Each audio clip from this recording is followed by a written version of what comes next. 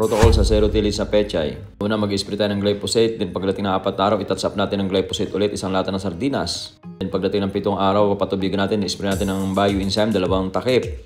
Then lilinyahan po natin ang lubid dito at saka gagawa tayo ng mga kanalet o maliliit na kanal para po doon pumunta ang tubig at para doon pumunta ang ulan.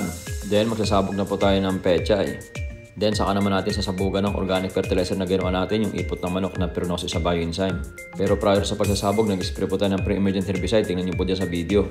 Then makikita nyo po yung sibol ng pechay, flashing lang po ng tubig.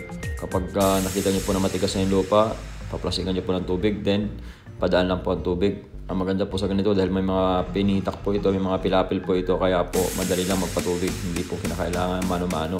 Then every 4 to 5 days po mag-spray po tayo ng bio plant booster. Yan na po yung pinaka-fertilizer niya.